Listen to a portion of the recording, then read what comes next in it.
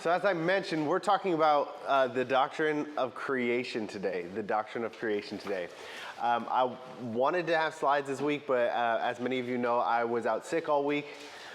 So I didn't make slides this week, so I apologize. I will aim to get that back going, and hopefully we'll have everything smooth next week. So that's what we're doing today.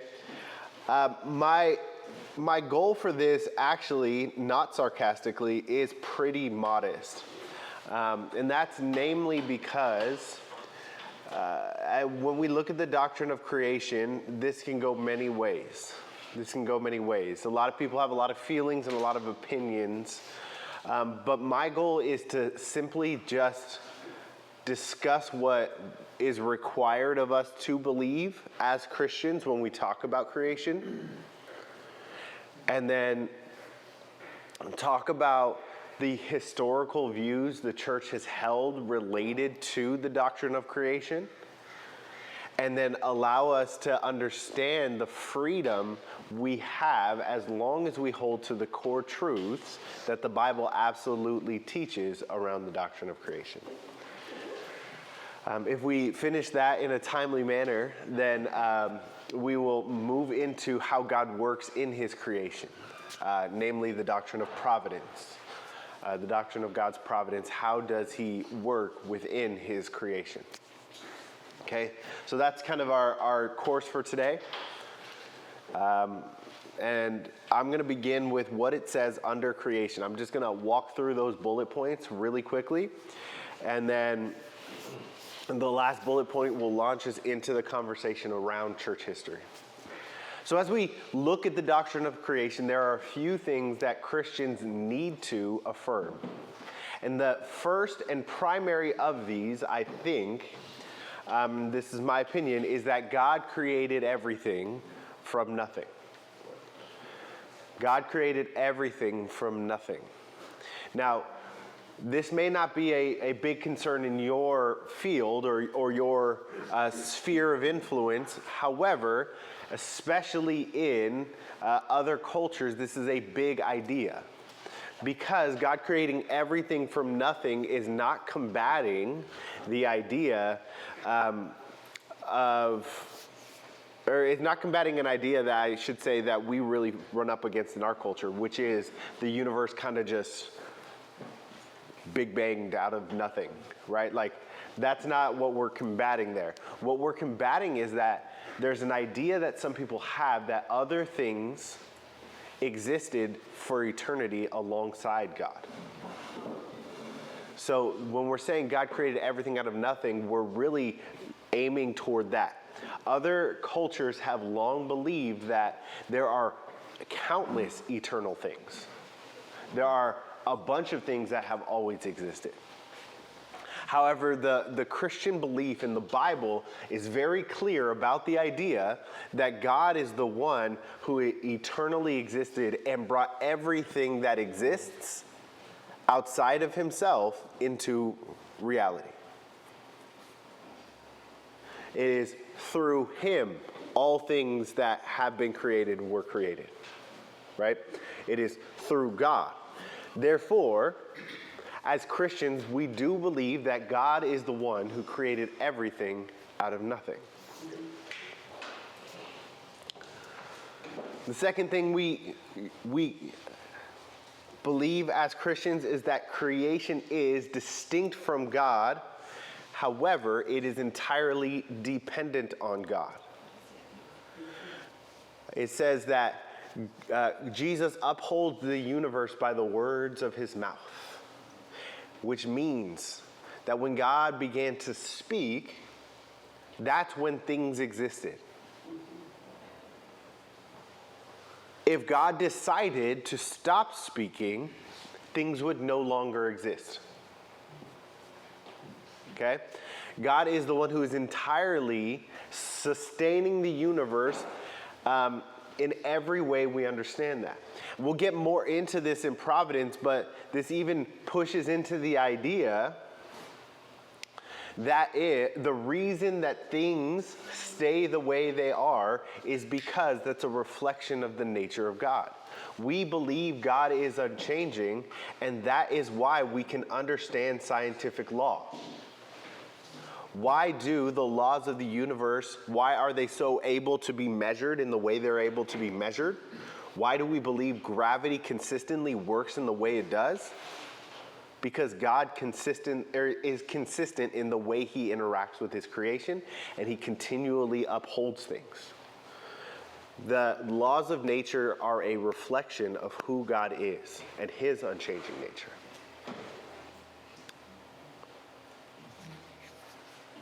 That would mean then that anything that is a little bit changed is a miracle.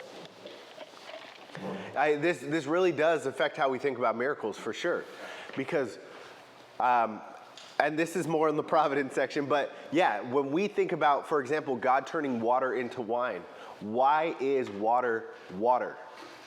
Well, it's because God made it water, right? And he continually has it be water. So if he decides that it's wine now. Like, I know we don't think about it at that level, but like functionally, who was the one who made it water? Well, God was. So when he decides that it's wine, it is now wine. So that's really getting into where we go with providence. But yeah, when we say that the whole world is completely dependent on him, that's what we're saying, is God is the one who's keeping things the way they are. And the fact that we can rely on things being pretty consistent in nature is because God is consistent and God made things a certain way.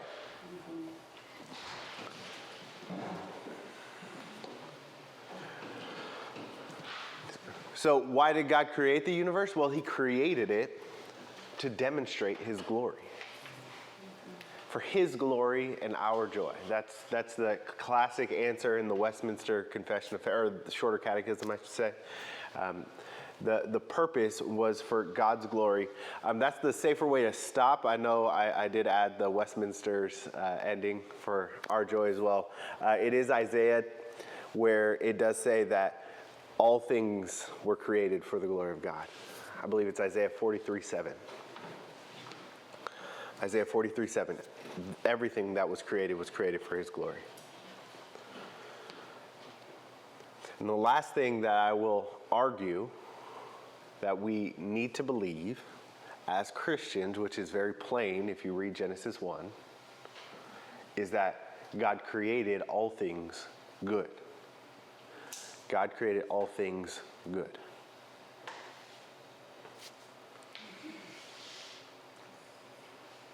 We're good here? Any questions or thoughts before we hop into that next part? Yes, everything, when God created all things, they were good. Yeah. We're dead now. Right. And that, when we get into the doctrine of sin, so that'll be a few weeks from now, that will be where we go, is why don't things look the way? Why does when I was talking about God upholding the world and its consistent actions, why can we rely on those things? Well, that's a reflection of God. Why do things go poorly? Why do bad things consistently? Well, that's the entrance of sin into the world. I would argue that in Romans 8, it's very clear that even creation has been affected by our sinfulness. And so I would say we like to have, as Christians, a very individualistic view of sin, even, where we like to think that our sin affects us and maybe the person we lied to, or maybe the person, but the way that the ancient writers, the way that it seems that God understands it, is your sin affects the way that the world works, the way things function in reality. And that's a much more weighty matter than just like, oh, well, I said a white lie. It's like, no, you messed with all of creation. Anyway, I digress. But you know what? I think it's okay because these things seem very simple at the outset. Water is water. but there's fundamental, that's setting a base for so many other things that flow out of that. Absolutely, absolutely. And that's why when we started the doctrine of God, I said, I think this is where most people, if they get this wrong, a lot of things go wrong downstream, is because as I talk through and listen to especially people in the progressive side of Christianity who have deconstructed and they're trying to reconstruct these new ideas about Christianity, they'll begin to say things and it's like, wait, what do you believe about the nature of God? If you're saying that, what do you believe about the way God has revealed himself to us? And they really start to chip away at that. And I think it's because many of us don't pay close enough attention to that aspect of it. Do you have any examples of the deconstruction? Not one that will not get us off on a tangent. So I'm going to try to be brief in this. I'm going to try to be brief. So when people talk about love is love, or that sort of idea that God is love, and so we're supposed to love, which means we can love who we want to love. It's like, well, what do you think the word love means? Let's pause there. Yeah. And if that's just you feeling good, or you feel nice about yourself, that's not what we mean when we say God is love. And if you think that's what it means when God is love, why would Jesus die on the cross if it was just about good feelings? We're getting at fundamental core issues if we're saying, if we're redefining terms, it's gonna mess up everything. But people don't go that far. I know a lot of people don't think that deeply about the nature of God and how it relates to our, practical daily lives. And so it's hard to have those conversations because I want to jump there. But I do think as I've had these conversations, that's where a lot of those sorts of. That's a good example. Yeah. All right. So this conversation about what the Bible teaches in relation to God and creation has become a conversation that has been fraught with controversy in our culture. And there are a lot of accusations that I have heard thrown about by people on all sides of this discussion. And I don't think at a class like this I can do what I usually do with my students, because what I do with my students is, we're back at Bree, and I would say, if you have questions about the age of the earth or stuff like that, go ask your biology teacher. That is his question. My question is about what the Bible says. I think in a class like this, in a systematic theology, we do kind of have to wrestle with that tension. So what I'm going to do is I'm going to try to present to you how the church has thought about the doctrine of creation for all of the last 2,000 years as best as I can find. And then I'm going to reaffirm the things that we have to agree on, and then talk about how there's some charity here. There's some room for disagreement. Okay? So, when we read Genesis 1 in our modern context, we come with certain assumptions to the text. We read things post-Enlightenment. Our worldview has been shaped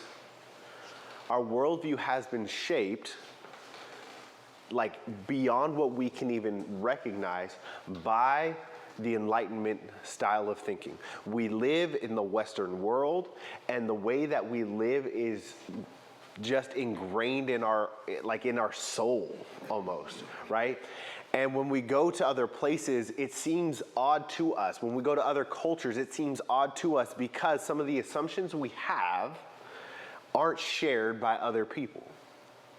And so I'm going to start there by saying it's very clear the biblical authors had different assumptions than us. They lived, and even by any estimate, 4,000 to 6,000 years ago, halfway across the world. If you go halfway across the world now, people have a different worldview than you. Add 4,000, 6,000 years in that mix, it's going to be beyond different. Their conception of reality has entirely differently, or been shaped entirely differently. So what we want to do is we want to look and see how people have viewed Genesis 1, how they've interpreted it for the last 2,000 plus years. And then from there, we're going to say, okay, what do we need to make sure is held to be true? And where are places where we can disagree with one another? So I'm going to start with Irenaeus. Irenaeus was very, very, very early, very close to the Jesus movement. If I'm not mistaken, Irenaeus was a disciple of John. Is that, no? He's pretty close. Yeah. Okay, there we go. Yeah. So Polycarp, then Irenaeus. Yeah. Okay, so we're talking second generation Christian here. All right. His belief about the doctrine of creation, or when Genesis 1 says, and it was morning and then it was day, was that each day was 1,000 years long. His belief was that each one was 1,000 years long. Justin Martyr, who was another early writer, believed the same thing. Clement of Alexandria, again, first 200, 300 years here, he believed that all things in Genesis 1 were created at one instant. All 7 days of creation happened all at the same time. Philo of Alexandria believed that all 7 of the days are figurative. He didn't believe any of them to describe literal days. Athanasius and Origen seem to share a similar view to Philo. Both of those are very early writers. Athanasius, if I'm not mistaken, is the one who is integral in the writing of the Nicene Creed. Athanasian Creed. I'm sorry? Isn't there an Athanasian Creed? There is an Athanasian Creed, yeah. Yeah. There is. He's very influential in church history. And his view, from what I understand of it, is that Genesis 1 days were figurative as well. Augustine is not very clear about his view, but it's very clear that he did not believe in 24-hour days 6,000 years ago. He took a more figurative approach, but it's not super clear what he holds to.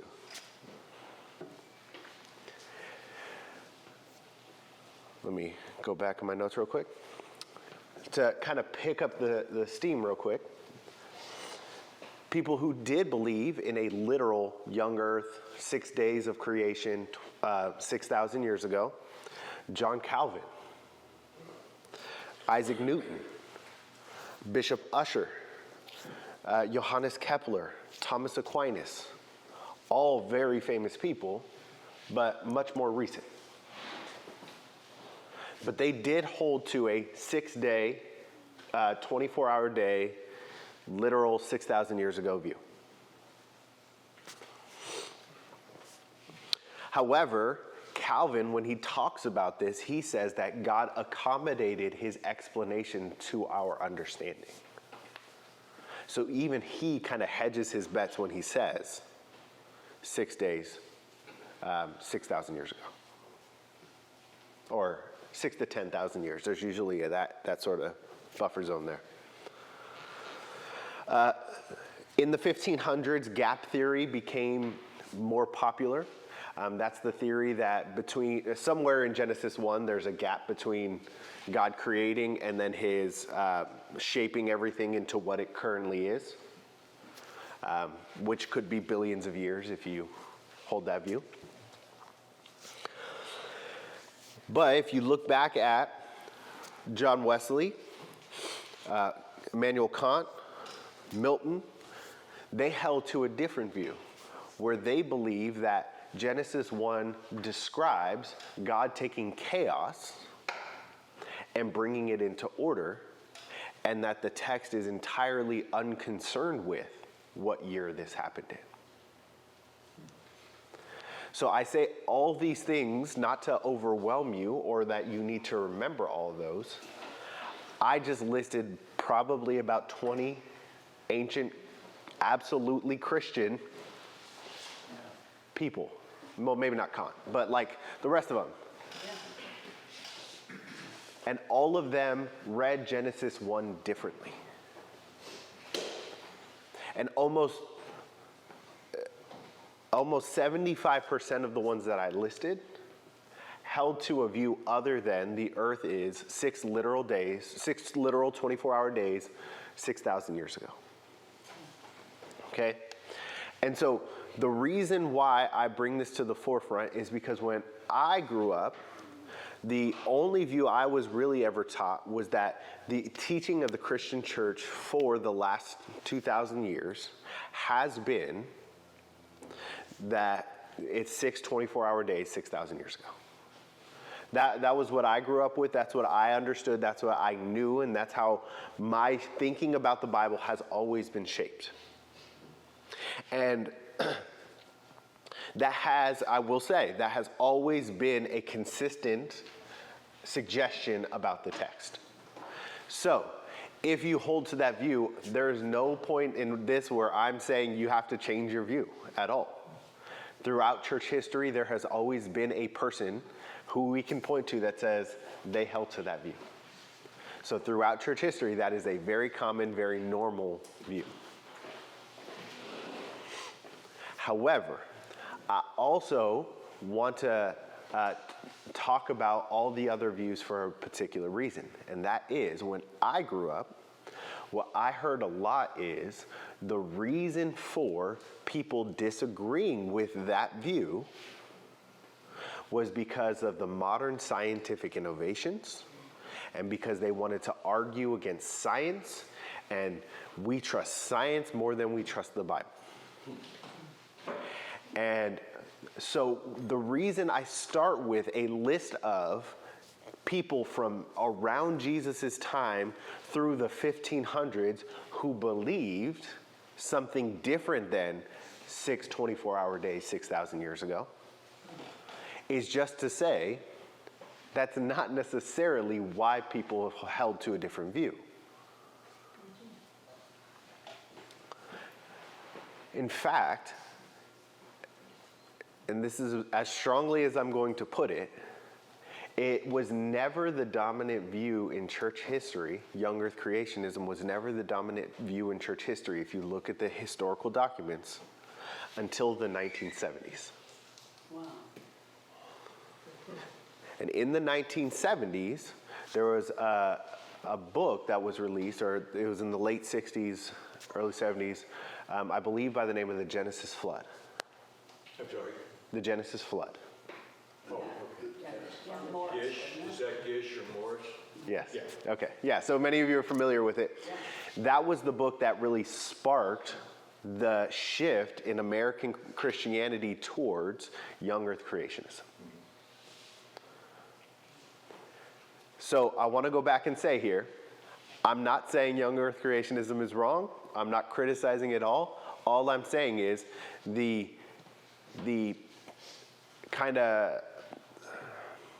view that this is all that Christians has believed is a very new view. Me growing up in the 90s and early 2000s is me getting that second generation after that book came out, where that's kind of what the cultural assumption was at the time.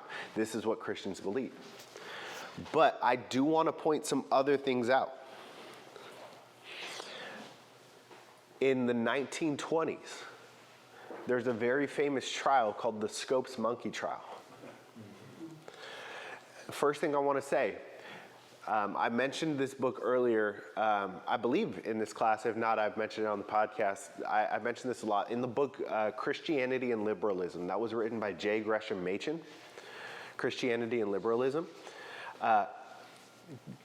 J. Gresham Machen believed strongly in fighting against liberalism. He believed that was undercutting the foundations of Christianity. But if you read Machen's other writings, he was also against teaching Christianity in public schools. He was very against the idea that the state should be teaching Christianity. And so, when we look at the Scopes Monkey trial, which is at the same time as that, the Scopes Monkey trial was fought not by young earth creationists versus evolutionists. It was people who believed in an old earth versus evolutionists. So in the 1920s, the leading Christian thinkers were against teaching Christianity in school, and they were against young earth creationism. And so, again, I want to keep going back to this. This is not me saying you can't believe young earth creationism. This is me saying it's not been the only Christian view at any point in history. Therefore, I need to go back and emphasize the things we do need to believe. Namely, that God created everything. And he created everything out of nothing. That creation is distinct from God, but it is always dependent on God. God created the universe to show his glory, and he created it good. Those are the things we absolutely have to believe about creation. What day he did it on, there has been long-standing Christian arguments about this.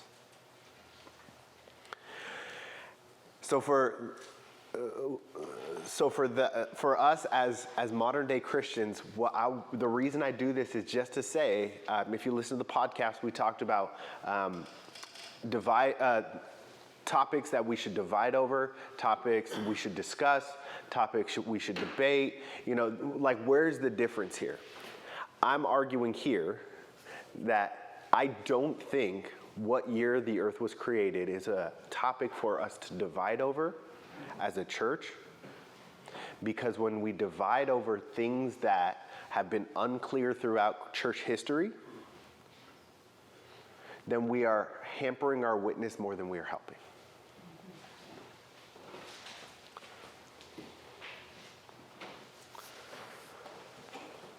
And so, can you have strong, firm positions on these topics? Absolutely. Of course. I never want you to think that you need to doubt the Bible because of this. What we need to doubt is our own confidence in ourselves.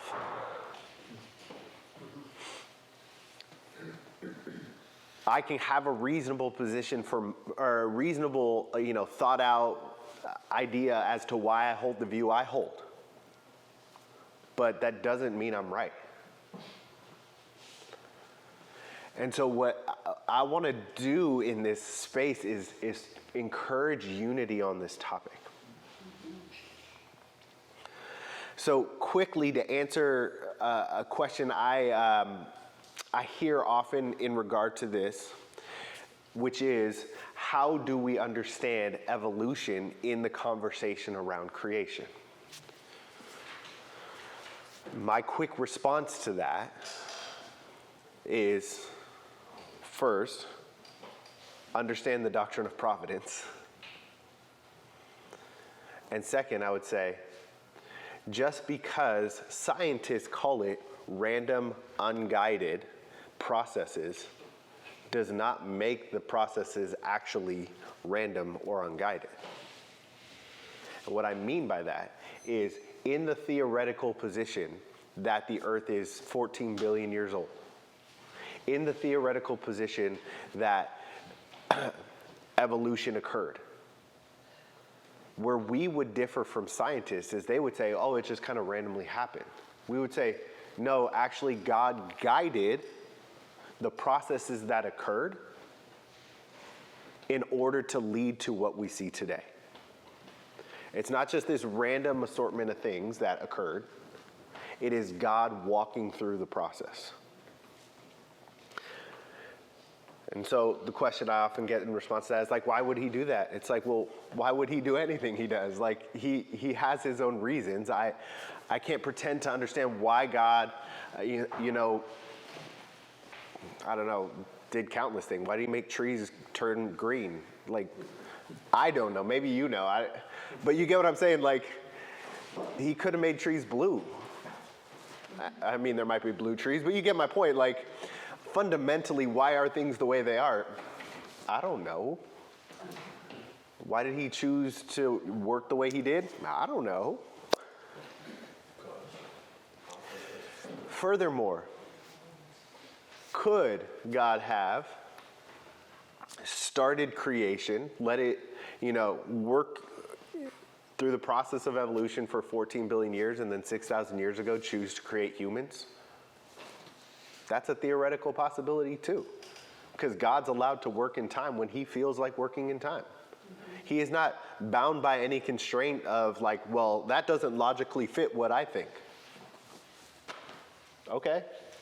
Could he have just let it go for 14 billion years and just added in dinosaurs and then added in, trees and then added in snakes? Like, he could have done what he wanted to. And so we have to say, like, there's all these arguments that happen that I think fundamentally miss the point.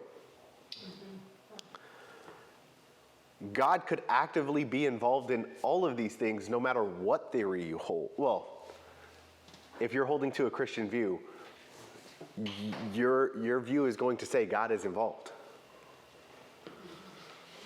So how did people 6,000 years ago think about that process? Well, it's going to be very different than how we think about it. Okay? So when Moses is trying to explain this, it's not going to sound like a modern scientist explaining it. Okay? So it's going to be different. And I want to just make sure that I offer that because when I grew up, what I heard was that 6 24-hour days is the only option. I mean, if somebody wants, more defense of that, I can also offer that. But usually what I hear is that evolution is just capitulating to the times. And I want to say, like, that's not really how it's been in the church.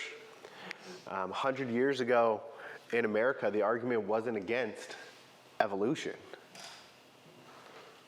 It was about what you should be teaching our children in schools. And it's good to know that conversation's gone away. Does anybody have any questions? I think you did a very good explanation of that. What we have currently today is, I want to put it in that most of people who believe in the 24-hour day, and I think no one questions their confirmation of the Bible that they're getting out of that. It's those that question other people's beliefs. It comes down to, is it because of their reason? Do they believe the Bible is solid? And that's the current, I think, in American society, Christian fields, is that the belief that people who don't believe in 24-hour creation day are doing it because of some other reason. They don't have a genuine belief in the Bible first. Right. And that's the problem, because there are people that believe in a different belief than the 24-hour day, but they're solid in the Bible, and so it is a division that we shouldn't have in our community, Christian community. Absolutely. Absolutely. I want to definitely encourage both ends there. First, that I absolutely love, and this is me, I want you to know my position, I'm going to be neutral. I don't have a position on this topic, so I'm just going to say, I love the natural inclination for people to say, well, the Bible says it was 6 24-hour days, 6,000 years ago. I'm just going to believe it and trust that God is right. I love that. Like, I want to affirm you, if you see the Bible say something and you're just like, all right, I believe it. Like, I love that that bent in people. And so if that's your bent, I love that. But I also love the idea of let's be charitable toward people who interpret things differently. Let's be kind and thoughtful to the people who have taken a different approach. And I think it will be helpful.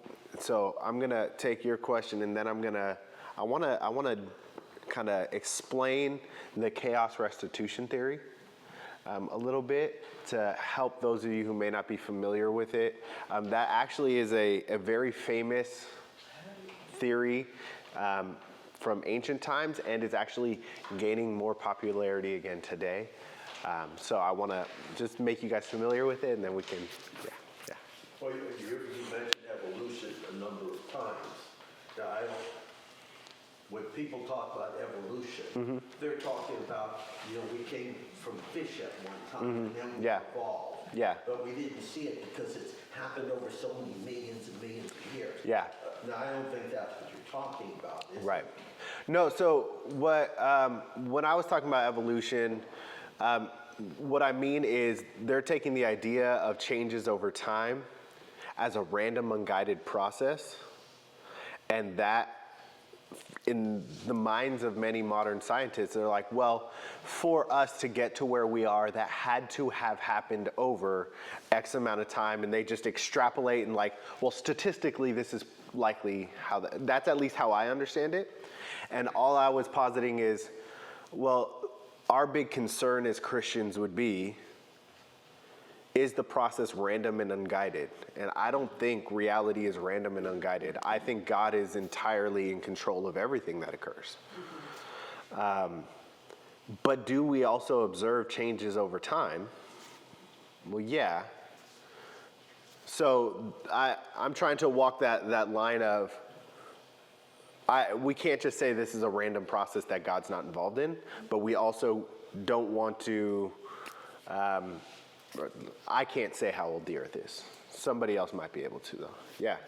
So I think maybe clarification, Darwinian cross-species evolution is very different than within the same species, more adaptation. Right. Such as Darwin studies of the birch trees, and I don't know if you guys are familiar with that, and the birds, their beaks changing because they adapted over time. So Right. that's very different as a natural selection survival mechanism versus cross-species like fish to monkey. That's a very different mentality than something within a species adapting to survive, which some people can refer to as evolution. Right. They're two distinct, Yeah. different things. So I just want to say that because those are really different, and I don't think that, correct me if I'm wrong, but under Christian orthodoxy, we would say cross-species evolution is something that we think happens, but within species, either evolution, natural selection, adaptation, whatever you want to call it, that would be more under that Christian orthodoxy umbrella. Does that make sense? Yeah, they sometimes refer to it as micro and macro evolution. Exactly. So micro within a species, and you can see it, right? Yeah. Dogs. Yeah. They have bred dogs to go down foxholes with smaller legs, basset hounds, etc. Yeah. Versus the elk hunting dogs. I mean, micro within a species is evident today. Macro across species, my opinion, there's no evidence of it. Right, There's no transitional fossils, there's no anything like that. So it's micro and macro. Exactly. Yeah, exactly. Yeah, and I mean, just defining the terms, because I think, we grew up in the same time, when we hear evolution, all these alarm bells go off. Right, yeah. But as we've learned in science that they're very different. Yeah. And even if you're using microevolution, that doesn't necessitate, it equals to macro. And I think just separating them will help, I think. Yeah, and what I want to do with this conversation, and for those of you on the recording, we kind of discussed the differences in concepts between things that are called micro and macro evolution. What I want to do is encourage you to look into good Christian resources on these topics. if you want to research more the young Earth creationist view, the 24-hour 6-day view, Answers in Genesis is the most commonly referred to one that I've been made aware of. And if you want the other side, the Earth might be older. There's a little more room. The BioLogos is the company. I think it's biologos.org or .com. I assume if you Google BioLogos, it'll pop up. They both will have resources explaining their perspective, ways of talking through it. Both are Christian organizations. And so I just want to throw those out there and say, there's a lot of this conversation that I'm not strong in, so I'm hesitant to speak too much on. Yeah. And I suggest another Yeah. course, Reasons to Believe. Reasons to Believe. Yeah. Hugh Ross. organization, he's a pastor, and it's a real good source. Great. Awesome. So, like I said, there's lots of resources available to us. Answers in Genesis, BioLogos, and Reasons to Believe. Really quickly, if you want to open to Genesis 1, you can. If you're familiar with the Genesis story or with the creation story, you could probably just listen. You'll understand what I'm saying. So the primary alternative that I've heard, and this comes from ancient Jewish scholars as well as current Christian scholars. This isn't a isolated event. As I mentioned, I listed this as the chaos restitution theory, and I gave you some people who've held to this view.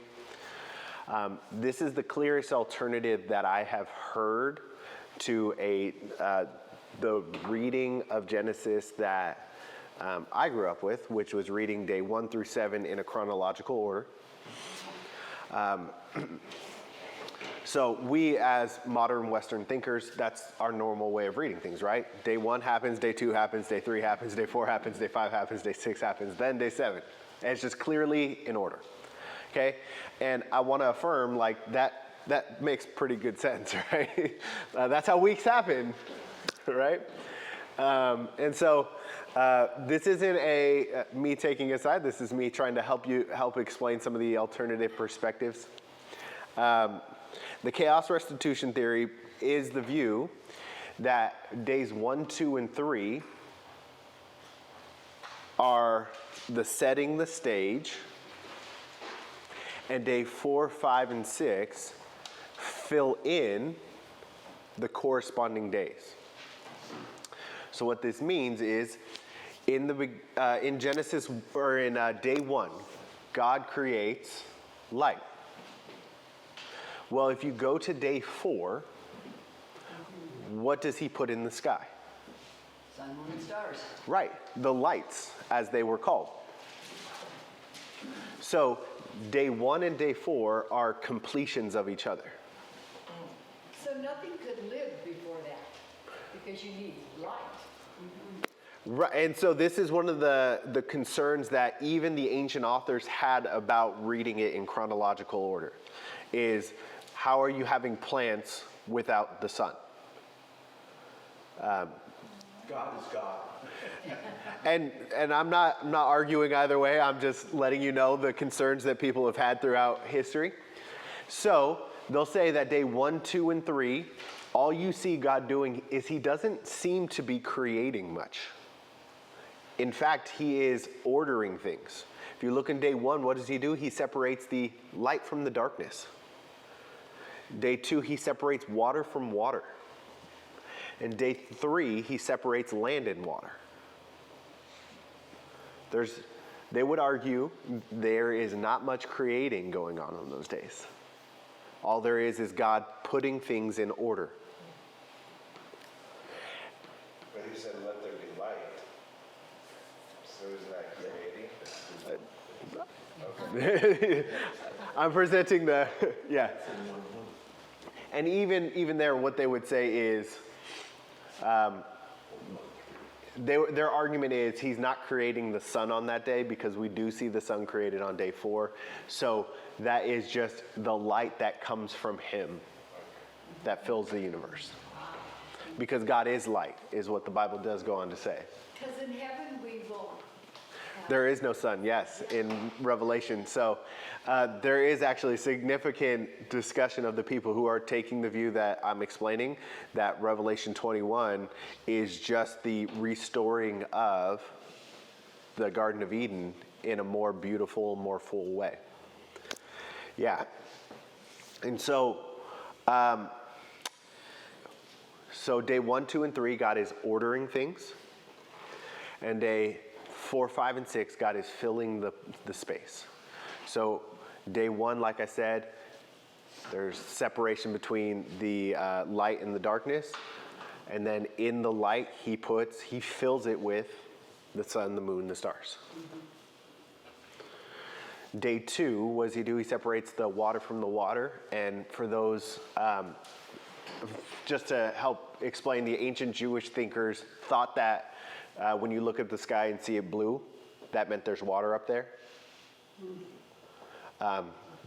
If you actually read the text, it will say there's a firmament in the text, because it kind of looks like it, right? Yeah. From our perspective, that's what we see.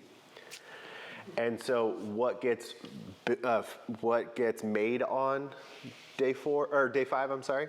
Well, the birds that fill that space in between the sky and the water, and fish. So he fills in that area that he separated. And then on the 6th day, it corresponds with day 3, where he separates land from water. And then what does he create? Land animals. So what he's doing is he's filling all the spaces. Okay. So that's a whole rabbit hole we can spend hours and hours on. But just kind of give you that sort of mentality. They're saying it's not chronological. They're saying that God set the foundation and then he filled in his creation. And then if you read Genesis 1, 1, and 2, the world does kind of sound chaotic, right? It is a formless void. Or actually in the Hebrew, modern scholars suggest it should be translated the wilderness wasteland. Because if you actually look for the word wilderness in the wilderness wanderings, it's the same word as in Genesis 1, 2. So it was a wilderness wasteland. And so God took the wilderness wasteland, and what did he create out of it at the end? The beautiful garden. So they would argue that's the big idea. Does that make sense? Yeah. Okay.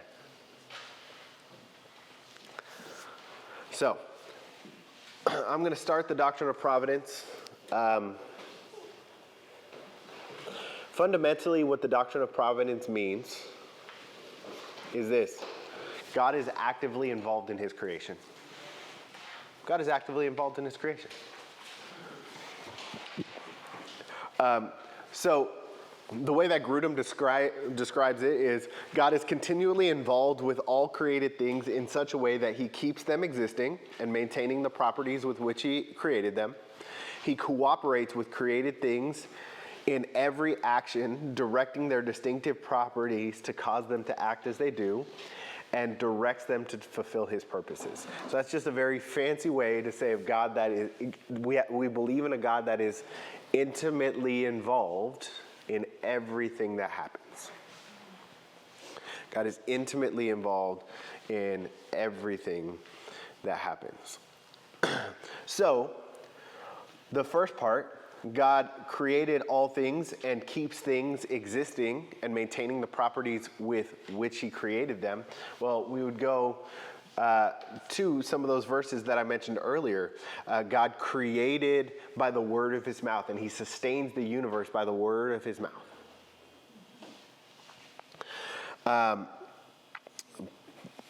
Hebrews 1 verse 3. I should have had my Bible here to read it more quickly. Let me pull up Hebrews 1:3 real quick, unless you guys can get there before me. All right, he is the radiance of the glory of God and the exact imprint of his nature, and he upholds the universe by the word of his power. That's the one. And so why is the universe the way it is? What is keeping it existing? Well, it is the actions of God. Notice it says he upholds the universe. That's an action he is presently doing. So why does the universe maintain its structure and the matter or the way it works? Well, it's because God is working. God is actively involved in it. Okay?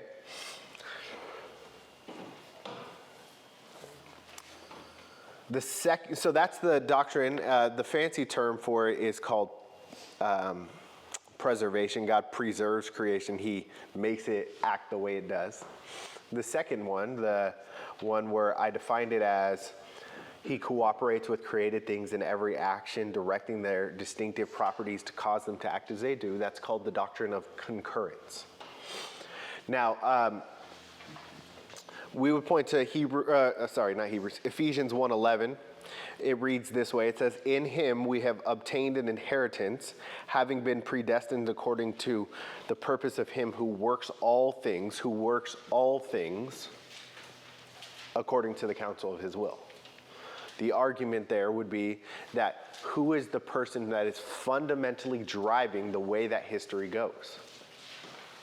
Well, Grudem would argue, and he's using Ephesians 1 as his evidence, God is the one who is driving creation and all of everything to work the way it does. And then if you actually read carefully through the biblical text, and I can post an entire list of these, but it says that God is intimately involved in the way that inanimate objects operate. If you look at Psalms, or you look at Job, you look in Matthew 5:45, they all seem to say that God is involved in the way that inanimate objects operate. If you look at Psalm 104, Matthew 6, it says that God is involved in caring for even the animals. Who gives them food to eat? Does not God, your Father, care if a sparrow falls? Well, who is maintaining the lives of all the animals? Well, that would be God. Things that seem random. This is an interesting one. You guys might, we'll see how you feel about it. Proverbs 16:33 says, the lot is cast in the lap, but the decision is fully of the Lord. So who made the dice roll what it is? Well, it seems that the author of Proverbs says it was God. So why do dice rolls happen? Well, God wanted it to be that way. Why do you win big at the casino? God wanted you to win big. Real quickly, brief bit of application to this, though. That means, though, if God is even controlling things as where dice fall, if that is how intimately involved, can you ruin God's plan? Can you make things go a way God doesn't want them to?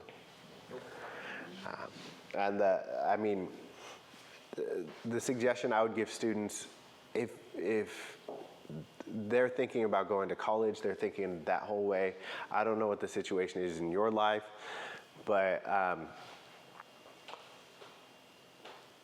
they always ask, like, well, how do I know I'm going to the right college? How do I know I'm doing the right thing? It's like, well, there's some real questions you can ask, like, if you want to get a Bible degree, should you go to a Christian school?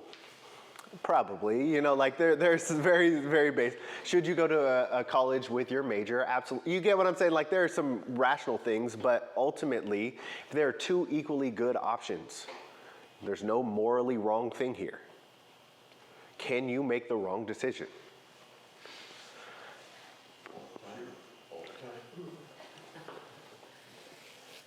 However, are you able to make the wrong decision if there's a good thing and a bad thing? Well, yeah, that's what sin is, right? But do you think you're going to mess up God's plan for your life? Nope. course. So I want to be very careful with this because I don't want you to take this too far. Like, this is not an excuse to do wrong things, but it should give you confidence that God is the one in control. Like, you can think through, you can make all the charts you want, but fundamentally, who's going to control how it turns out? It's God. So yes, do your due diligence. Yes, do that. But there's going to be a point where it's like information's not going to change anything anymore, right? What college you go to, can God work in your life if you go to San Jose State or if you go to Sacramento State? Sure. You know, like, that's not going to stop God's. You get what I'm saying? And so fundamentally, the doctrine should do is give you confidence that God is the one in control. He is working in all things. He's working through all things. So you can't mess up his plan for you. You could sure sin, and don't do that. But that doesn't mean even then that God can't get you back to where he wants you.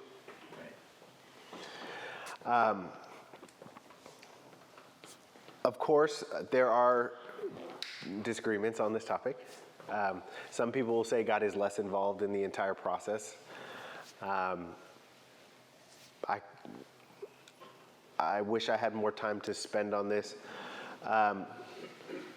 But fundamentally, there's another view of providence where God is less involved and human agency is more impactful.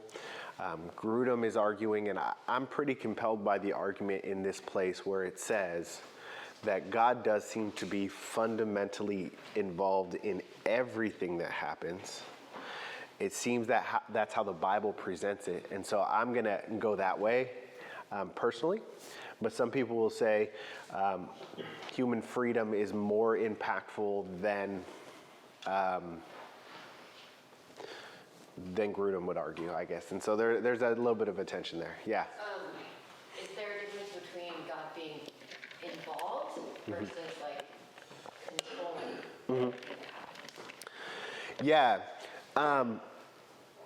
So even in the way he defined it, what he was trying to be careful in doing is saying, for example, we didn't control where we were born. We don't control, who our parents were, who our family was, some of the things that even happened to us. But we absolutely control the decisions we make. But does our past experience, does our the way we grew up, do the people who raised us, do they impact our lives? And it's almost in a way that we can't even stop, right? And so he's saying that's how God works. Is why did God choose to put you with the family he put you? Well, that was because that was his plan for you. And so he's saying you're still making choices. You're still responsible for your choices. However, there's a lot of things in your life that you had no control over that do impact how you choose. And they do impact all that sort of stuff.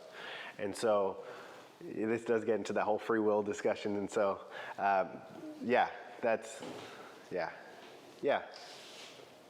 I was taught that God does not cause bad things to happen to us, but allows them for a greater reason. Does that make sense? Yeah, so the question is, does God allow bad things for a greater reason? He doesn't cause bad things, but he allows for them. Yeah, so this is why when I defined goodness, I was careful about it, because when we define sin, it's going to be the opposite of that. So goodness is acting like God's nature. Sin is acting differently than God's nature. When something happens to you, it's not necessarily because you have sinned. Absolutely. But in this life, we have things that go wrong. Right. Yeah. And it's because of the sinfulness of humanity most times, like oftentimes it's very easy to even point to the specific sins of other people that impact us, right? And they fundamentally affect, but that is where we see God's freedom, or God giving us the freedom to act, right? Like we have the ability to act of our own volition, because if God didn't give us freedom, we would all do exactly what he wanted all the time. However, we also want to say that God's also not absent. He is aware of what's going on, and it's one of those tensions where we have to walk a fine line here. God is not making people sin. He's giving people the freedom to do what they want to do. And unfortunately, what humans want to do messes up the entire universe. And it messes up relationships, and it messes up people, and it hurts people, and it causes problems. And the impetus is always on us to not act evil. It's never God that does it. We may touch on providence. I'll probably listen back to the class and see see if we covered all the important things. I do think we got to most of the important things. In case there's anything I find we're missing, we'll come back to providence. Otherwise, next week we will be moving to the doctrine of prayer, angels, Satan, demons. It's a lot of stuff to cover, but I think it'll be good.